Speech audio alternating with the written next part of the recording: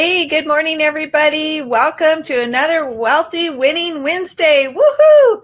Who is excited to be here today and to learn all about organizational development, teamwork, and all those cool things? Hey, Linda, I see you. That's awesome. Thanks, everybody, for checking in. Be sure to check in. All right, so if everybody could just let us know where you're from, that would be great. Oh, hi, Shakita from Tennessee. Welcome. Awesome. Where's my California peeps?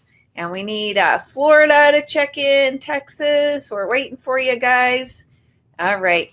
While we're waiting for everybody to check in, I see we have about 7 people so far. Good morning, Irene. Welcome. From Colorado, Tom and Alyssa from Denver. Welcome. All righty, I just wanted to show you a few books that we're going to talk about today.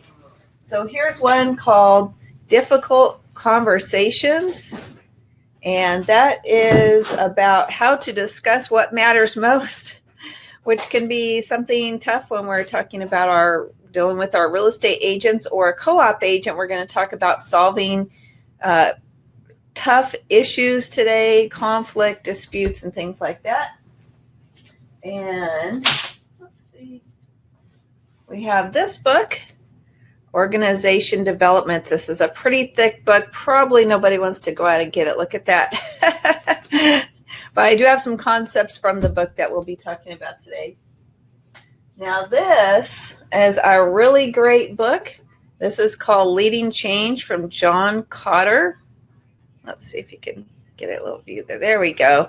And it's all about that inevitable change that happens in organizations and how do we deal with them. More importantly, how do we harness them so that we can have great opportunities for our company instead of just reacting to every change that comes along? How do we purposefully direct that change? And, sometimes we don't always have choice of the changes, right?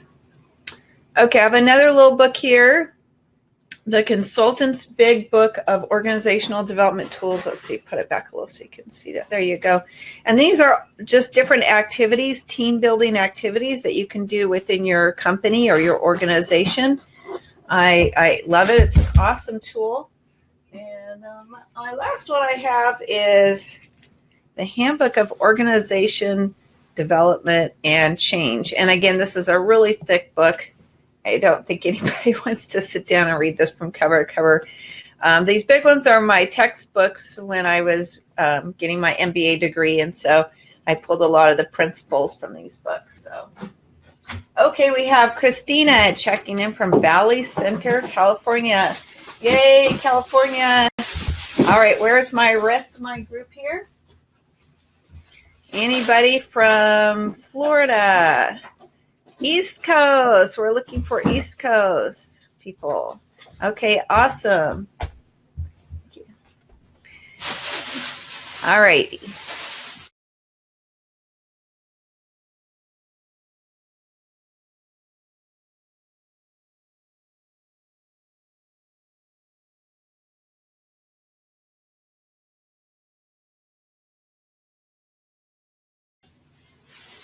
We're going to go ahead and get started with Scale Up Your Brokerage Blueprints to Build Your Empire Profitably. And today's topic is Step 11, Organization Development. And we have talked all about steps 1 through 10. And now we're on step 11, Organization Development.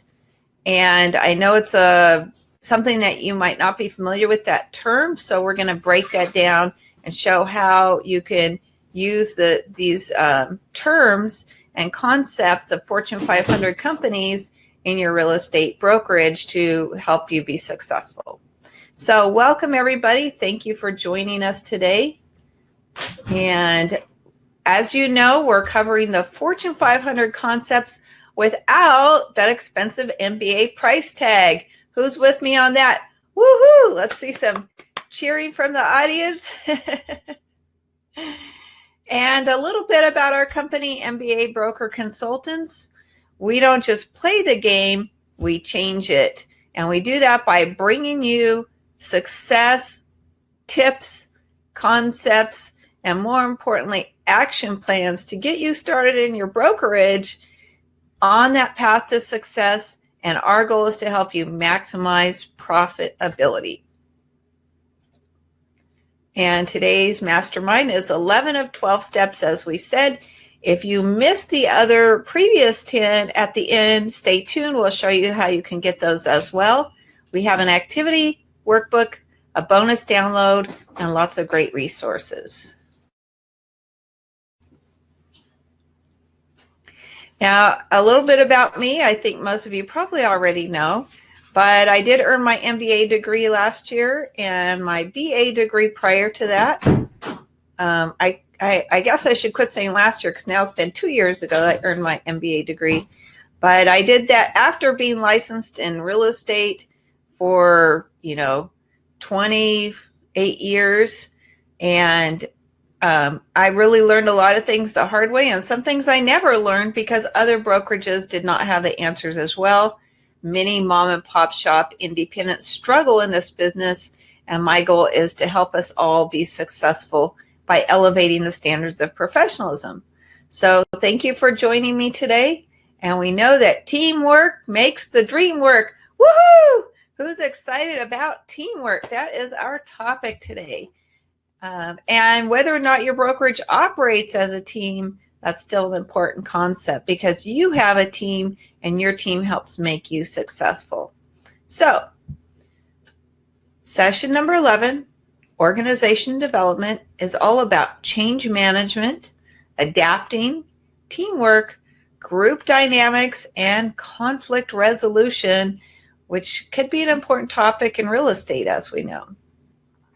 So that's what we'll talk about in today's agenda: group dynamics, personality assessment, including the DISC plus others, creating an attractive culture of being a learning organization, and change management and conflict resolution will also have activities and a bonus gift. But first, let's start with a poll. And today's poll is, does your brokerage have teams?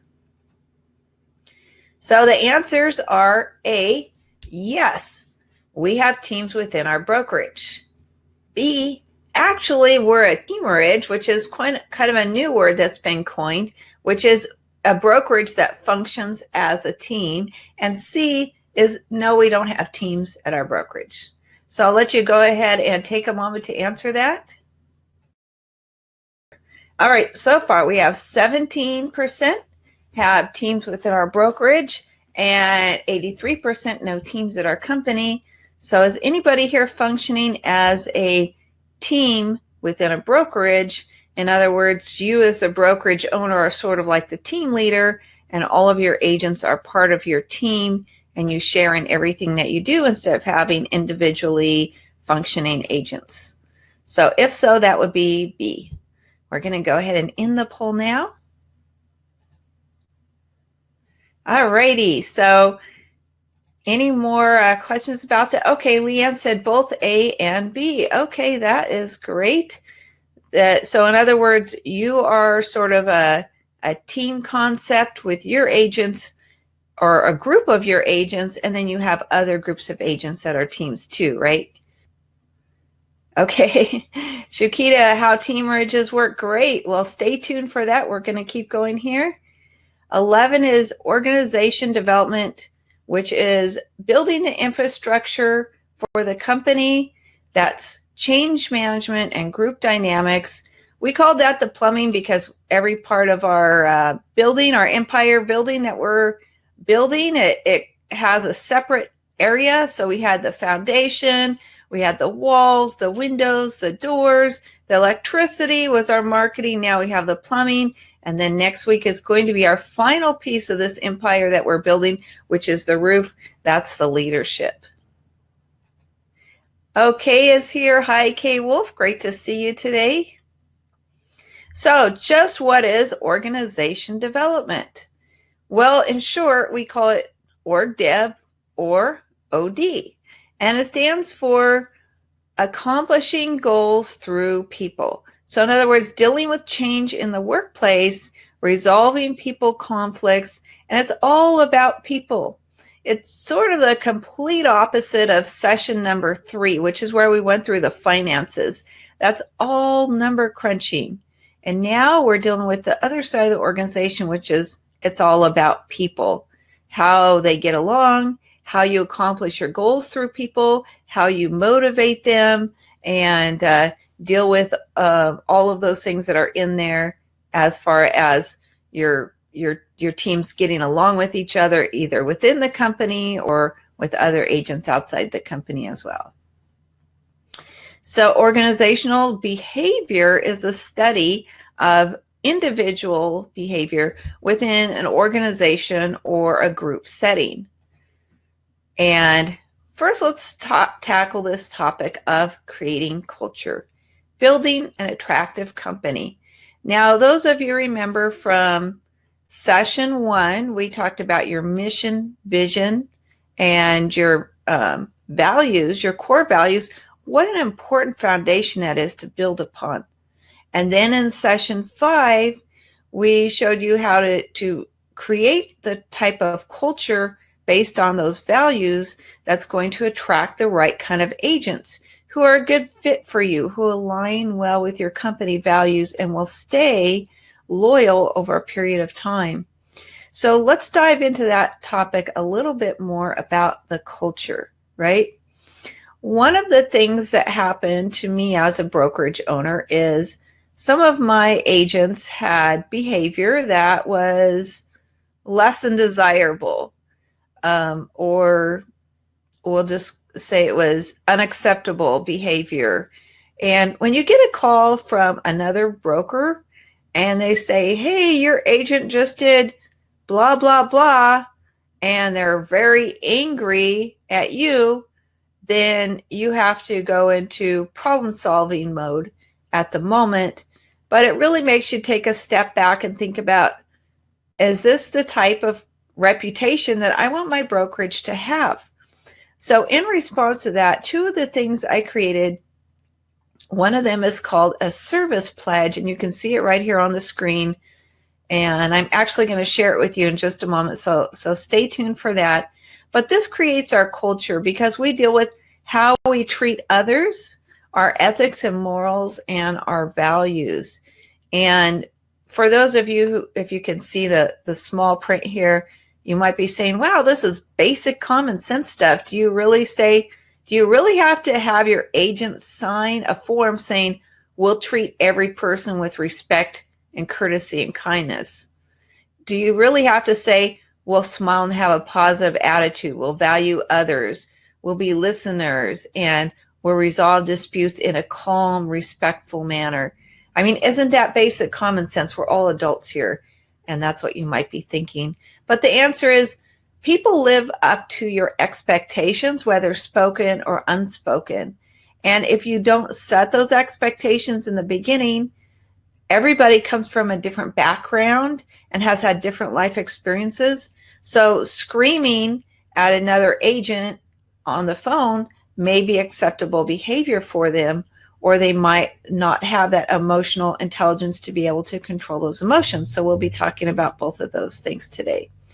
But definitely, yes, you do have to say these basic things that should be common sense, because what's common sense to one person is not for everybody. So let's go to the next one. The next one is what I call my service standards. And these set the expectations of what our standards of communication are at our company. For example, we will answer the phone during business hours if possible, and if not, we'll return those phone calls and emails within 2 business hours. And we'll respond to client inquiries, leads immediately. We'll follow up with each person has contacted us. We'll update all parties in an active transaction at least twice a week. So what that means for you as a brokerage owner is you don't want to be getting that, angry call from a client, a listing agent or buyer saying, hey, my agent hasn't responded in 2 weeks. I don't know what happened to them. Are they MIA? Because you already have set the expectation of what the communication should be. Standards of performance of the work that they complete. Standards of compliance with the laws. Standards of professionalism. standards of confidentiality. And these might seem like very basic things, but they're actually very important. I'm going to go ahead and share with you those right now. They're bonus gifts, but we'll go ahead and share it right now. And Linda, I can see that you got in. Yay, hooray, awesome. Okay, I'm going to share. Service standards and pledge sample is now being shared. Please let me know if you can see it and download it. What I really like about it is that you can personalize it to your company. Now you're probably going to see my logo from my brokerage at the top. Of course, you're going to want to create your own document and use your own company logo. And this would be a great conversation to have with each of your agents, not just to have them sign it and stick it in the file, but have a conversation or present this during an office meeting of the behavior that you expect at your company, because it represents your brand, right? Like we talked about in week number 9, your brand and how important it is. Okay, Linda said you got the handout. Okay, awesome. Great, everybody. Let's keep going here. So now we talked about personality and a personality assessment. What is that? Well, it's a descriptive tool, not a predictive tool. In other words, it doesn't predict what a person's behavior is going to be. It just describes what they have seen so far, or what they've been exposed to, or what their natural inclinations are. And remember, we as entrepreneurs, and some of our agents are entrepreneurs, we're typically more of the creative visionaries, not necessarily the manager type. So those might be skills that we have to learn. So a little activity to do today would be to do a personality assessment for each of your agents and see the best fit of their role for them. So now let's talk about attitude and behavior. So I call this a Fortune 500 concept because there's been extensive studies of this at a very high level about attitude and behavior of employees, or in this case, our agents, who are, usually independent contractors. But it's based on 3 things: their ability, their aptitude, and their skills, right? So ability is what is their capabilities that they bring to the table that they already have. And their skills are something they learn along the way. And aptitude are things that they're good at doing. Okay. So let's look at personality versus skills, because we hear a lot in real estate about personality, but we need to take a little step back and compare that to our skills. So our personality, we have strengths and weaknesses, and those strengths can be cultivated, and we can do things to make up for the weaknesses. Skills, on the other hand, might be where you can cultivate those weaknesses by learning things that don't come naturally to you, and you can not just develop those skills, but you can also delegate or outsource those things that are not naturally, easy for you to do, and that would be maybe best to outsource or delegate that. But both personality and skills, those are built on natural talent. So what are skills? Skills are something that is learned behavior. It's not necessarily a personality characteristic. So it's learned through education, observation, experience, research, and practice. And we're going to see later today how we can have a culture that's a learning organization culture that really inspires people to continue learning and to develop their skills. But there are some things that don't require any talent. You might have agents that say, oh, but I'm not good at paperwork. Oh, but I'm not good at following up. I'm not good at this or that. But there are a lot of things people can do that don't require any talent, that are based on just good habits. So here we see on the little slide, it says being on time, work ethic, effort, body language, energy, attitude, passion, being coachable, going above and beyond, doing extra, being prepared in advance. Those are all things that people can do. Also, honesty, ethics, high moral values, being professional, and developing good habits. So these are things that we can work with our agents on from a personal perspective that can help them really excel when they say, oh, well, I don't have skills in that area. Yes, but here's things that you can do to help develop yourself and, really work on their personal development with them. Now, a lot of us have taken the DISC test, which is the D stands for driver or dominant person. I is influential or inspirational. It's your natural salespeople who are charismatic and they love people. S are your steady workers, who are those ones behind the scenes, getting everything done. They're dependable. And then C are your conscientious people, often your number crunchers. Those are the people that are detailed. They like to plan ahead. So in a real estate organization, which ones of these types of personalities are best to have? So we have a little poll for you. Our poll is, which personality is best in real estate? I is your inspiring person. That's your natural salesperson. D is your driver, your go-getter. Or C is a balanced mix of all personalities. So I'll give you a moment there to go ahead and choose A, B, or C. Why it's good to have a balanced mix of all personalities in here. It's important to make sure that we have everybody represented at the table here. For example, who's going to be your TC, right? Your TC is a person from the S quadrant and the C quadrant who is detail oriented and getting it done. Who's going to be your operations manager? You definitely want somebody who's logical thinking from the C quadrant. Let me know if you guys have sound again there. Okay. So we have to remember it's more than just 4 categories. We don't just fit easily into 4 different areas. Everybody has a variety of background based on things like birth order, gender, culture, family, values, life experiences, and their development and their age. And all of these things makes people who they are, and they each respond differently to different things based on their life experiences and what they've been through and their background and what they've come through. So take this into consideration. It's not just, a quick, easy breakdown of you belong in this category or this category, but be willing to look at the person as a whole and see how their skills fit into your organization and the best use of their characteristics and skills. Okay, great. We got the sound back, and we're now talking about emotional intelligence.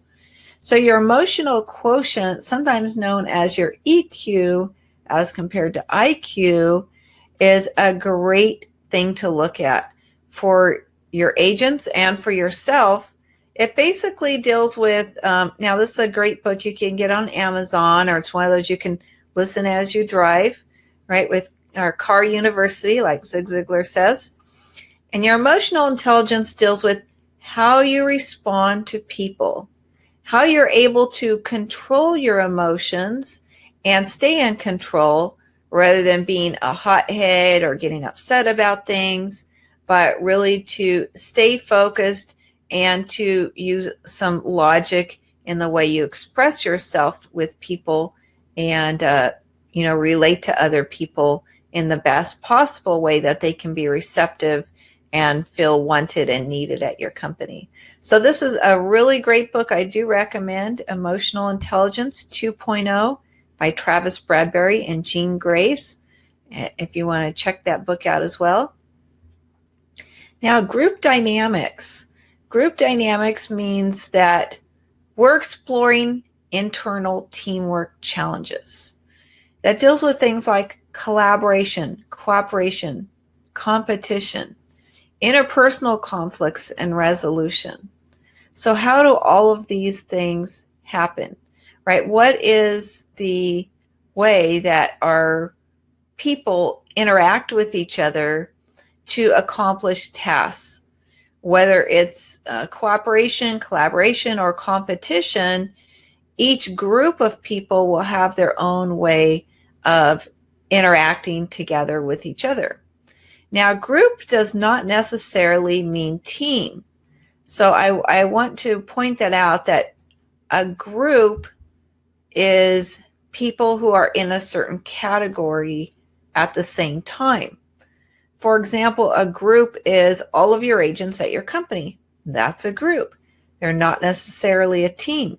A team is a group that works together collaboratively for a common purpose. So there are lots of groups. There are only few teams.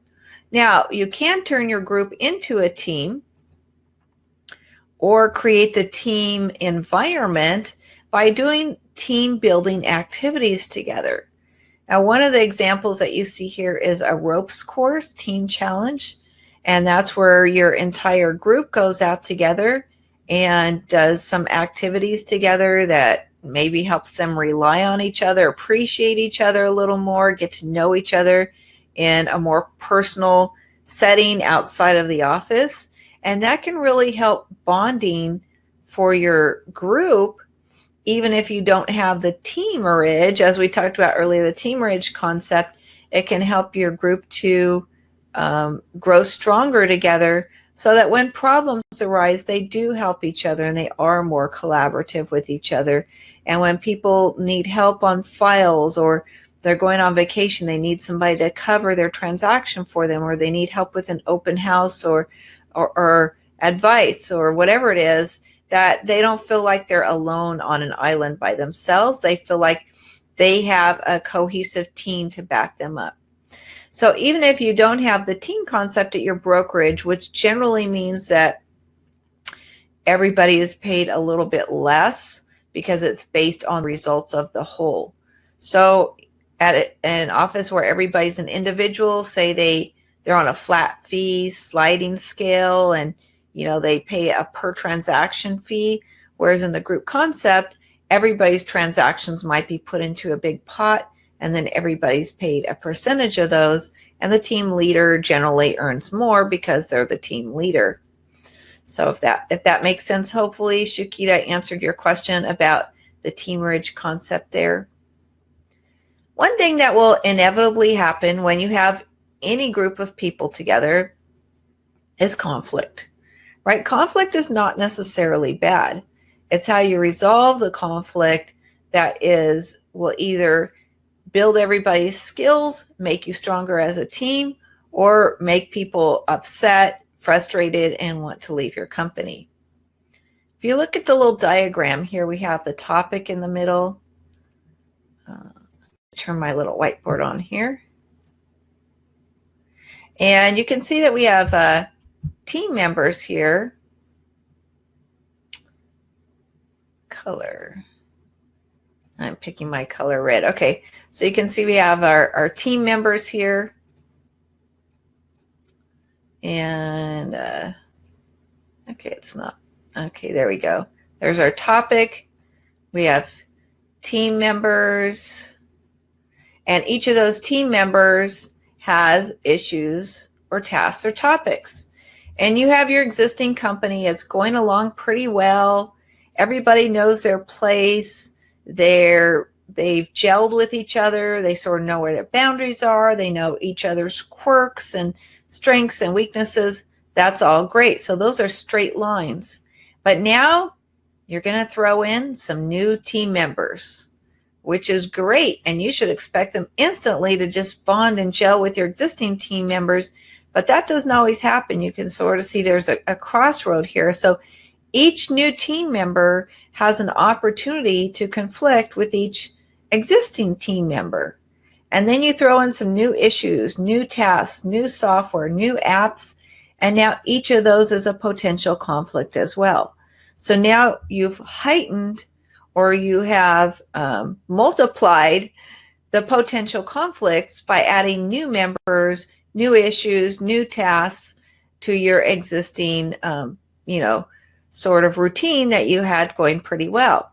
Now, as a leader, it is our job to shake people up a little bit. It is great to create those types of changes needed, and it will cause conflict, and that's okay because we know how to resolve it and we know how to lead people down this path of change. Okay, everybody okay with that? Got any questions?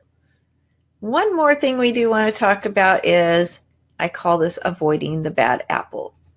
So the bad apples are people who are toxic, and they bring that negative, toxic poison to your brokerage. Now, if you're a brokerage that you're just recruiting people left and right, and you recruit everybody who applies that has a real estate license, you will start to have some bad apples show up. Whereas if you're a brokerage that you're a little more careful and you screen people, you want to make sure that there's a value match. As we talked about earlier, a value alignment between your company's core values and the agent's core values, you'll be less likely to get some of these bad apples. And I'm not calling any person bad. I'm just saying that there are people who might not align with the values of your company, and they might ruin it for your agents that are doing well and who are really successful, and it could upset the apple cart. On the other hand, there is such a thing as a healthy tension, so don't forget that too. And the main thing is, you can't soar with the eagles if you're hanging with the turkeys, right? That's what Gary Kent said, his famous quote. So it's all about who you surround yourself with, and for your agents, who you surround them with, because success breeds success. Agents are attracted to your company because they want to be successful, and they want to be around other successful people as well. So how do you motivate your agents? That is sort of the never-ending question, right, of motivation. First, we have to take a step back and understand a little bit about what motivation is. There's two types of motivation. And again, this is a Fortune 500 concept. You may have studied this in college, but there's intrinsic motivation and extrinsic motivation. Intrinsic is internal. That comes from within. It's people that want to achieve challenges. They desire to impact others. They want to have a superior performance because they're always challenging themselves to do better. They have a strong desire to leave a lasting legacy or whatever it is. Those are some intrinsic motivations. And then we have extrinsic. Those are external motivation. The biggest one being money, right? A paycheck or a profit. Another one is recognitions or awards, perks, bonuses, a vacation, a social event. So as a brokerage owner, which ones of these can you provide? Well, generally, you can provide only the extrinsic. That is the motivation that you have control over. The intrinsic comes from within, and you really can't, as they say, you can lead a horse to water, but you can't make them drink. That has to come from within. So if an agent is not internally motivated, it may be difficult to motivate them with rewards and bonuses and perks and things like that, recognition. But not saying that we shouldn't do that, because we should do that as brokerage owners, but just know that that's not going to motivate everybody, because remember, they bring their own unique issues to the table when you hire them. And then we have from the Relatability book, Dr. Wade McNair talks about the authenticity equation. And he says AB equals AB. So AB is assumptions and beliefs equals actions and behaviors. And that's the filter or the lens of how we view other people. Remember, intention doesn't matter, that you intended to do the right thing, because perception is reality. People don't care what they think your truth is. They care how it looks on the outside and what their reality is. So always keep that in mind. Now, part of your culture is becoming a learning organization. And that means that you are constantly learning, you're teaching, you're learning yourself as you are here today. So awesome, good for you. And that's all about the team learning as well. So the learning organization is the expectation that everybody will be constantly learning, challenging, growing, and developing themselves. And that is a great culture to have, and that will attract the right type of agents that want to grow and develop with you. The development life cycle for optimum learning and improving, it all starts with thinking, right? First, you think about it, you arouse curiosity, and then once you think about it, you start noticing things. You're observing, you're taking in what you see around you, and then your brain starts working and you put together a plan. And with that plan, you do a little research, you put together strategy, and then you take action, you execute, see if your plan works. Now, then you go back, your last step is evaluate and decide, well, did my plan work? If so, I'm going to keep doing it. If not, I need to readjust. And then you start the cycle all over again. And that's a development learning cycle. And that's where you want your agents at, is to have them constantly in the learning phase and the learning process. Okay, everybody doing good? Any questions? Now we have another topic, which is navigate the storms of change. Change is a very tough topic because people resist change. Even us, we don't like to change. But we know that everything in nature has an ebb and flow. All living things change over time. Nothing that's natural is ever perfect. So what we want to do is, as a brokerage owner, we want to harness that change and leverage those opportunities to make our company better and to grow and develop ourselves and our agents. We also want to use change in the marketplace to proactively respond and make changes to our company that can respond to those marketplace changes. We don't always control what change happens in the marketplace. As a matter of fact, most of it is outside of our control, but we can be proactive in planning to the future rather than being reactive after it happens and responding to change. Now, one good example is the market, and we know a change is coming, but we don't know when. We don't know what it's going to involve. We don't know how dire it's going to be, like 10 years ago. So all we can do is put our best foot forward by planning and being proactive rather than waiting till the change is here and then trying to crisis management, right? So that's anticipating and planning.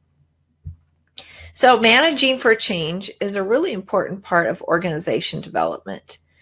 We have to believe that change is for the better and have that be part of our core values of adapting to change. We know that agents and staff are resistant because, they're human. We don't like change. So to get them to change, it requires some dialogue with them and getting them to buy in on it. Yourself and your managers must be an agent of change, and timing is a key because you don't want to minimize business interruptions. For example, a wholesale change of changing your entire brand and everything at your company all at once might be too much for some people. So you want to minimize those business interruptions. So delegate responsibility for the key components of the change. And remember, with growth, everyone prospers together. I have a little book for you here. It's called Managing Transitions, Making the Most of Change. And that's all about dealing with the human side of organizational change. That might be a great resource for you as a brokerage owner. So as we said, the only thing certain in life is change.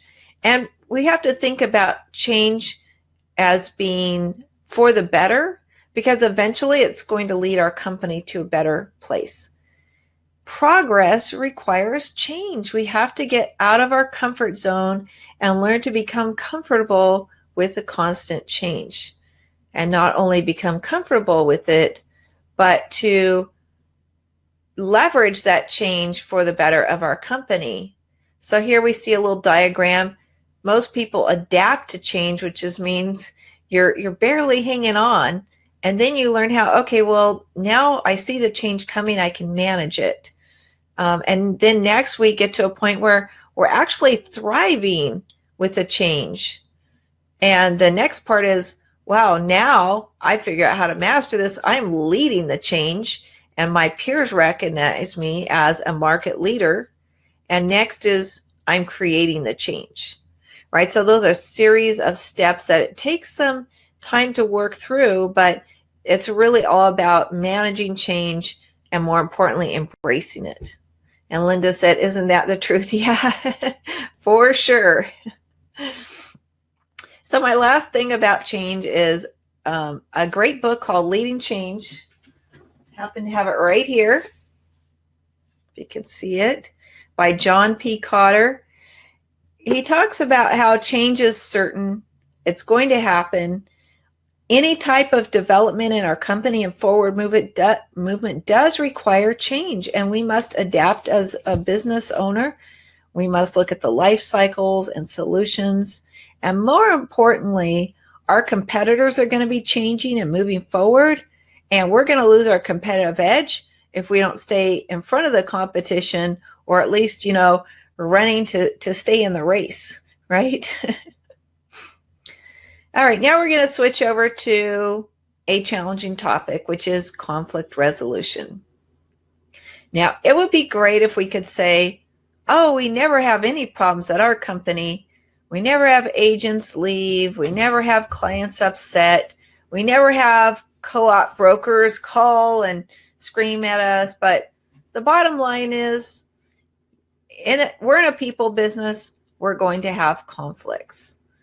So as the brokerage, you are the front line of that brokerage, resolving complaints, crises, and conflicts. Let's just put up a little poll here. And our poll is, what is the broker's role in resolving conflict? Oh, you're going to like this one. Okay. So is the broker's role to A, win the argument at all costs? Always be right. Is the broker's role B, make all parties happy? Come from a win-win perspective where you're trying to negotiate and everybody feels like they have some type of a win. Are you coming from C, avoid being sued? That's a defensive strategy. Okay, we have so far B and C. Make all parties happy, avoid being sued. We'll give you another moment here to check in. So what is the broker's role in resolving conflict? A, win the argument. Nobody said A, so all right, good for you. We already know we're in sales. There's no such thing as winning the argument. Make all parties happy. We can never make everybody 100% happy, but there can be a compromise that's negotiated that everybody feels satisfied at the end. Or C is avoid being sued, which has 33% of the answers now. Make all parties happy is 67. Right. So avoid being sued just really means that, we're going to retreat a little bit and have a defensive strategy instead of an offensive strategy. So, all right, we're going to go ahead and end the poll here. You can see the results. And 67% said make all parties happy, which I think if you make all parties happy, that can solve number C of avoid being sued, right? We definitely don't want to be sued, and we're going to go into that more right now. So there's what I put together for you. I have a little bonus gift, so I'll go ahead and let you download that right now. Let's go to our file sharing. And all right, this is called the conflict resolution process, and it's a sample. Okay, so this is not legal advice in any way. As a matter of fact, I do recommend you check with your attorney when you're going through these processes. This is a sample of what we have at our company that is outlined for the manager to be able to walk through different procedures and advise our agents, our clients, and do the best job for the brokerage. So we have 6 different types of conflicts that can occur in a brokerage, and this is basic. There might be others that you can sort of adapt these to that. But first is your co-op agent versus another agent.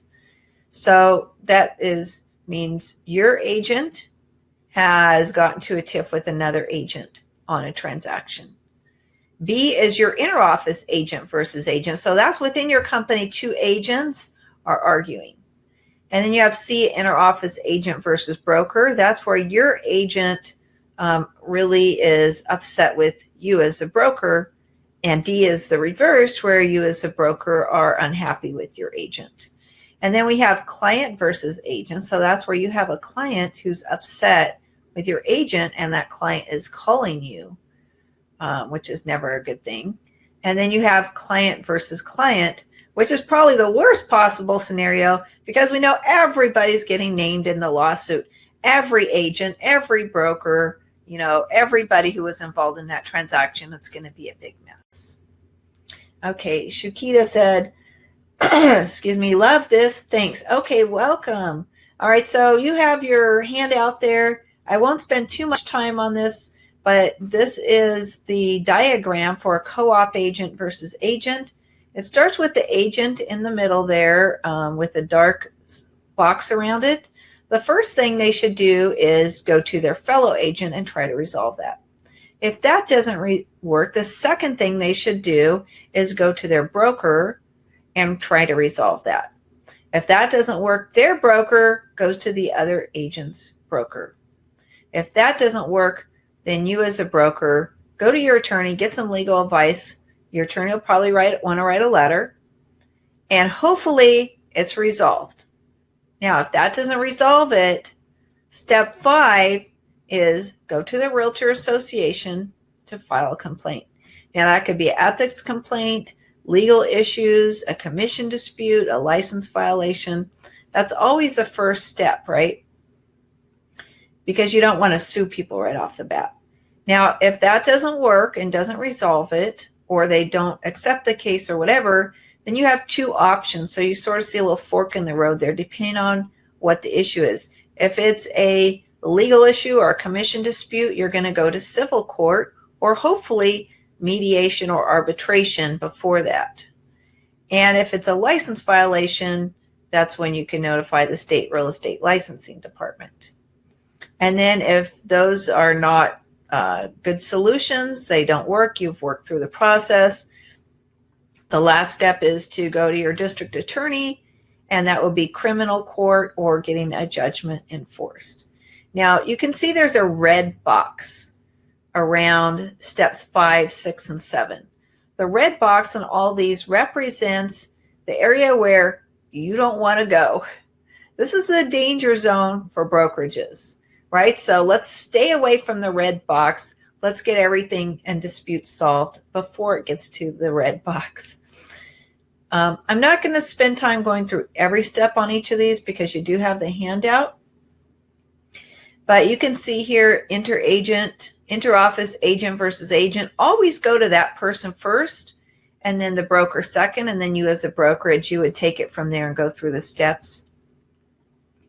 Interoffice agent versus broker. Now, this is if your agent is upset with you, say, for example, they feel they haven't been paid fairly, hopefully before going to all these other steps, they would take the first step of going to your co-owners, your manager, or your franchisor, and, getting feedback or, launching a complaint with them before they go the legal route.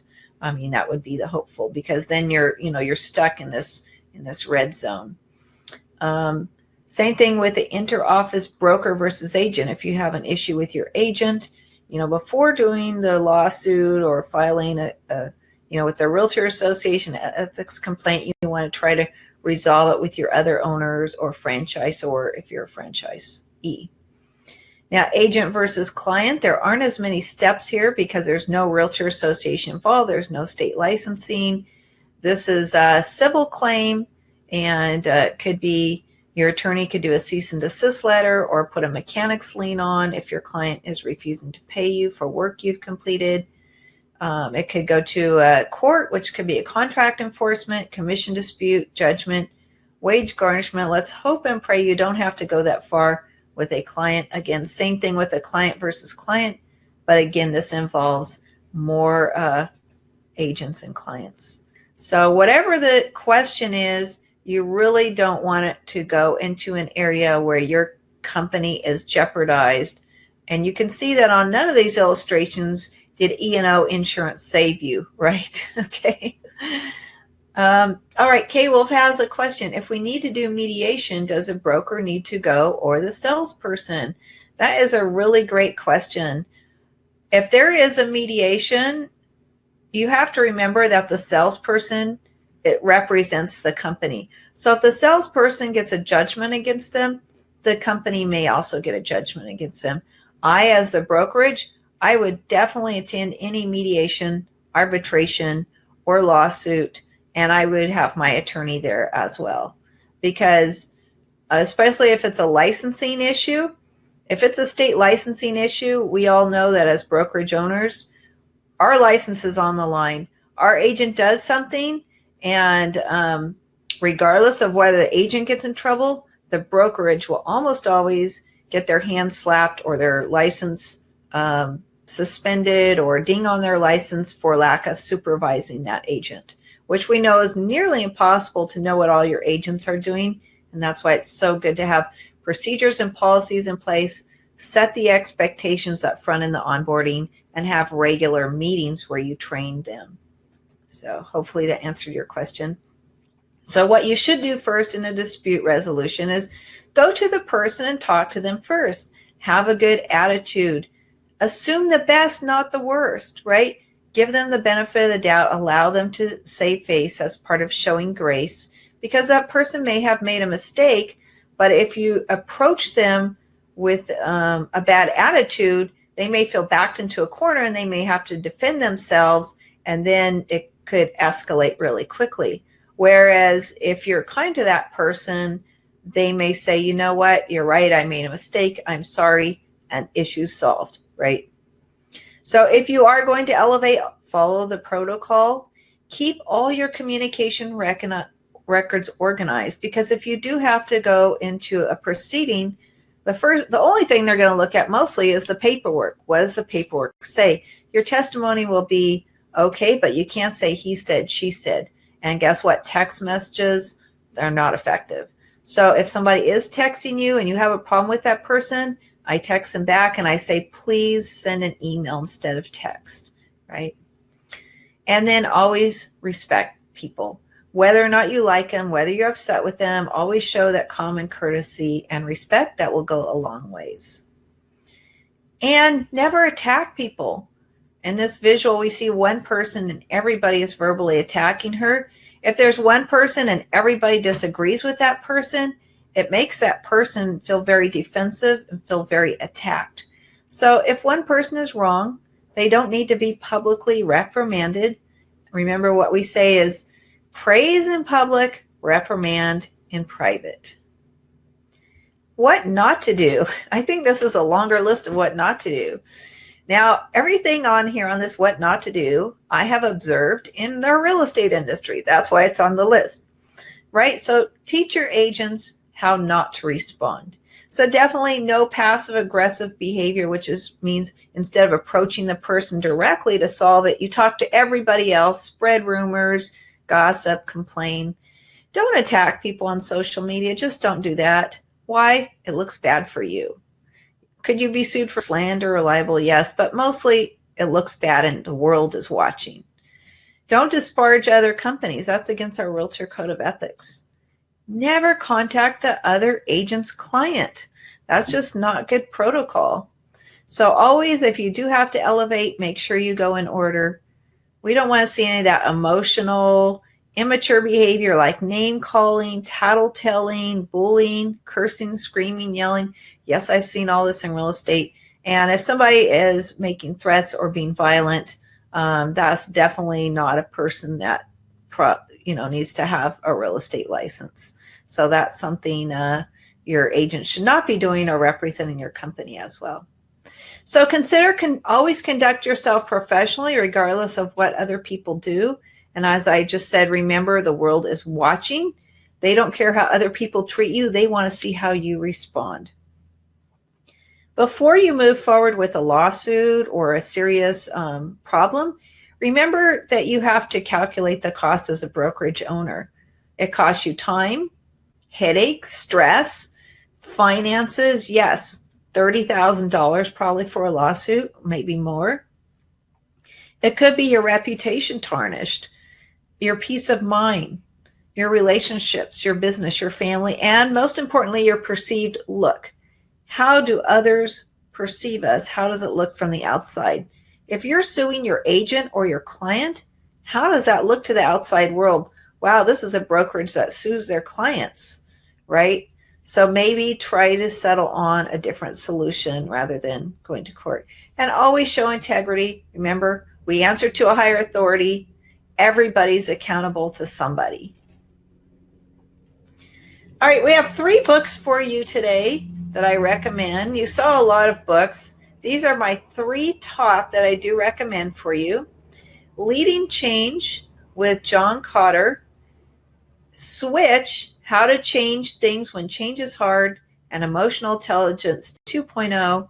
I'm going to go ahead and put the link to these in the chat right now. So let me just take a moment to pull my link and put it in over there. Actually, I have a whole bunch more besides just those, including the Talent Management Handbook and the 5 Dysfunctions of a Team. Okay, so there you go, with links to Amazon, so you can just click and listen away or order it. There you go. Resources. We talked about stabilizing your team, bonding, growing your brokerage, and the likelihood that people will stay because you have an attractive culture that cares about people, that makes people feel important, wanted, and needed. So one of the activities I have on here is a ropes course team challenge. Now the link that I have on here is to, I'll put it in the chat there. It's to a company. They're mostly in San Diego, I think, but feel free to find a local area near you that does something like this. It's some type of a team challenge or a ropes course. It's very well worth it and can really refresh and revitalize your company. Now, I did already share with you the conflict resolution sample document, which is awesome. It's something you can use to start the process for your company. I also shared with you service standards sample and a pledge sample from my brokerage. So that's from me to you. And definitely you can use those concepts and, create a document with your own letterhead and your brand. So in summary today, it was the 11th of 12 steps to build your brokerage empire. We had an activity workbook. Everybody downloaded. You had 2 bonus downloads. I gave you lots of resources to get started. I know everybody's busy looking at that. And we learned about the Fortune 500 concepts without the MBA price tag. Woohoo! All right, any questions? Be sure to contact me. I think you all have my contact information. I did want to leave you with a couple of things to do, which is order a daily planner for your company. As you may know, we do offer customization of the cover. I'm going to go ahead and type that into the chat, so go ahead and look in the chat for that. We do offer customization for your brokerage. So as long as you order 15 or more, wouldn't it be great to have these planners? Wait. Wait for it. Okay, here we go. Here's one of the planners. It's really beautiful. This is the up arrow. You can see there. And this one is the blue geometric. It's really awesome. They're all the same inside. They have different covers. You can get one branded for your company. Now, say you don't have 15 agents, because we do require a minimum of 15 planners to be able to place a custom branded order. So that's fine. You have 10 agents, order it for your 10, and the 5 are for the new agents that you'll be recruiting in the next month. And that's to incentivize them to come on with your brokerage. So isn't that a great recruiting tool as well as branding internally? Now, for those of you who don't yet have sessions 1 through 10, we do have an offer for you today. And that is a way to start off strong for 2019 with all of the sessions bundled together. That's our secret sauce. Let me go ahead and put the link up for you. Now, right now, there we go. There's a link for you. Right now, the cost is $390 for our whole series. It's a very low cost, but we're giving you 50% off of that. So that's only $195. It's a really awesome deal, because you know what? As soon as session number 12 is done next week, the price is going up.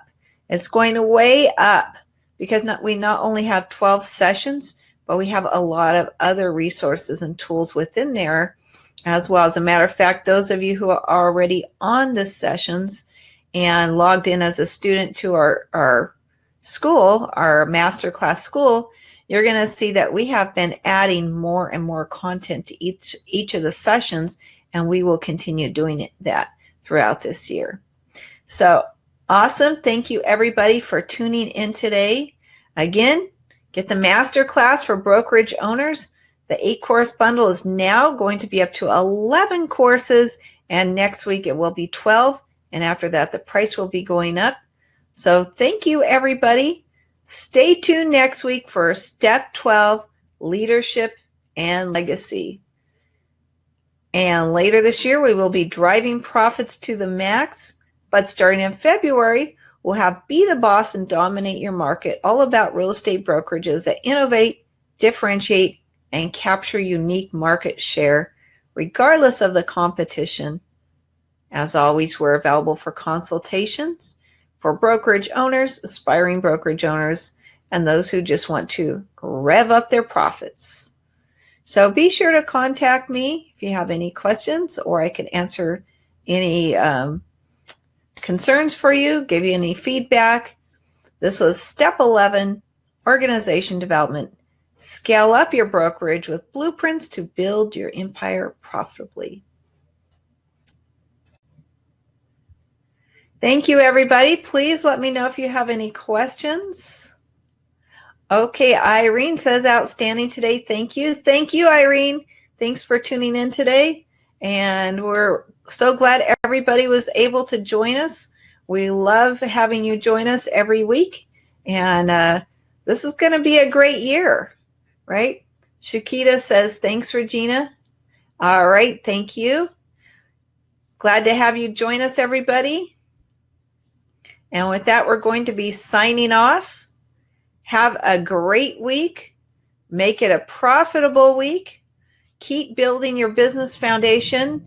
Keep going strong, and never forget your why. Thanks, everybody. Bye-bye.